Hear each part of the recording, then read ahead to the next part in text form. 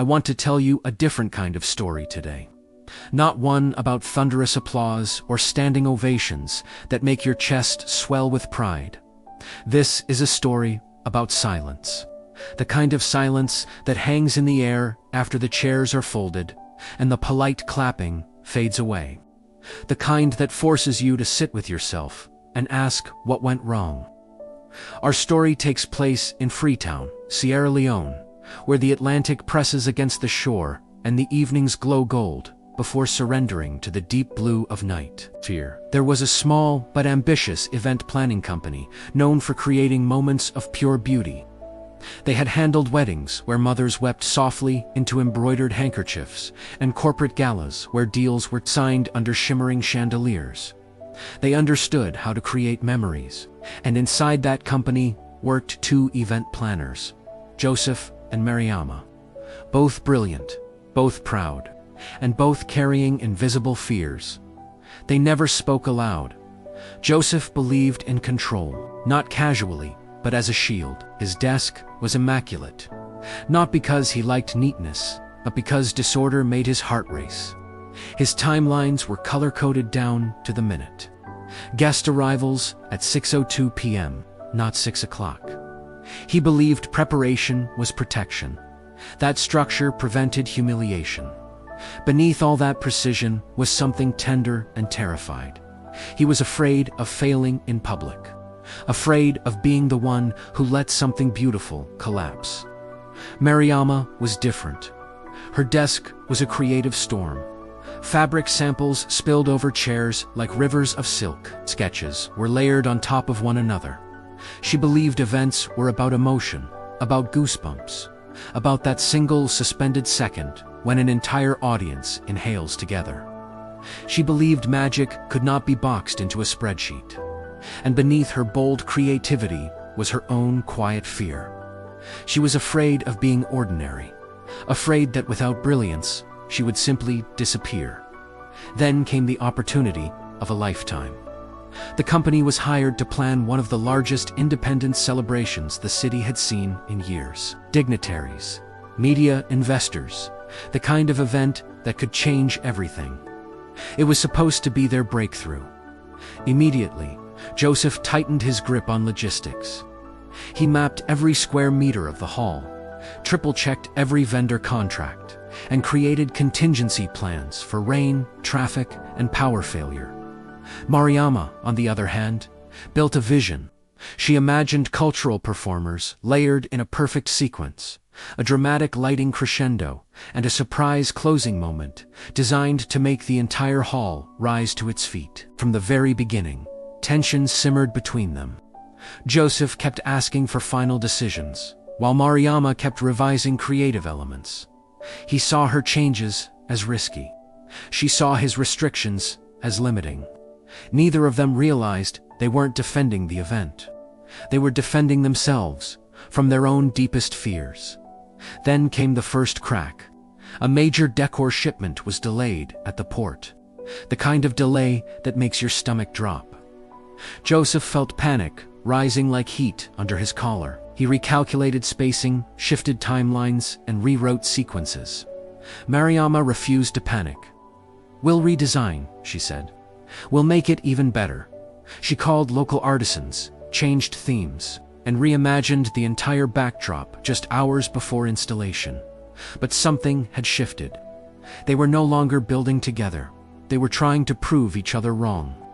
Every conversation became a negotiation. Every suggestion felt like a criticism. Fatigue crept in, and resentment followed close behind. The night of the event arrived, the hall filled with anticipation. Guests arrived in their finest attire, and cameras were poised, ready to capture history. The music began, and underneath the polished surface, tension vibrated like a loose wire. A key performer arrived late. Mariama had assumed it would resolve itself. Joseph had assumed the schedule was locked in. It wasn't. The schedule slipped. Whispers started to ripple through the crowd. Joseph adjusted, but each adjustment tightened something inside him. Then the lights flickered. A collective gasp went through the room. He activated the backup generator. Instantly, of course, he did, but the sound team had been fully briefed on Mariama's revised creative sequence. Music cut out, lighting cues misfired. The emotional climax she had designed, the moment meant to swell, with national dissolved into confusion. It wasn't a disaster, it wasn't humiliating. It was just underwhelming. And sometimes, underwhelming hurts more than anything. The applause at the end was polite, measured. The kind of applause that thanks you for your effort, not the kind that transforms you. After the guests left, the hall felt enormous. Empty chairs stared back like silent witnesses. Joseph sat alone, his binder of plans resting on his knees. All that preparation suddenly felt like paper armor. He had prepared for storms, but he had not prepared for this crushing silence. Mariama stood on the stage, her fingers brushing the redesigned backdrop. For the first time, her creative instinct felt reckless. Her last-minute brilliance now just looked like instability. They didn't argue.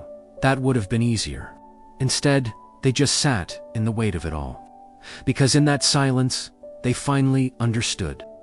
It wasn't chaos that had failed them, and it wasn't order that had failed them. It was imbalance. Joseph's fear of losing control had made him rigid. Mariama's fear of being ordinary had made her impulsive.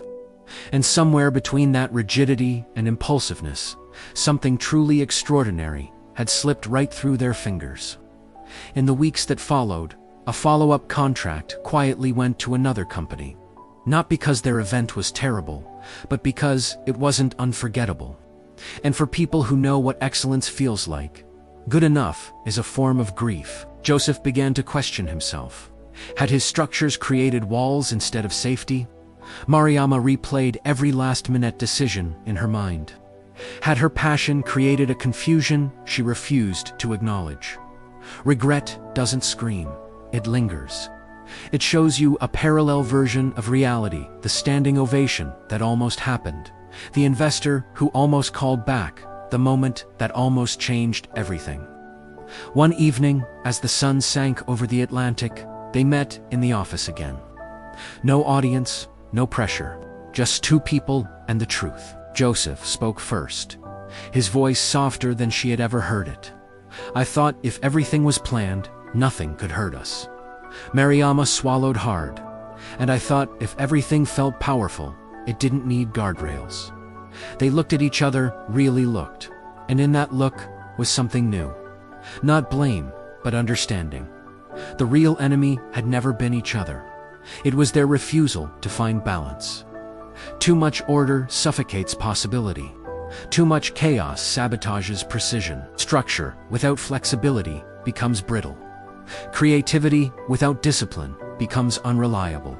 And pride, that quiet, subtle pride's what keeps us from admitting we need help. So let me ask you, where in your life are you leaning too far to one side? Are you gripping control so tightly that nothing new can breathe? Or are you chasing inspiration so wildly that nothing solid can ever stand?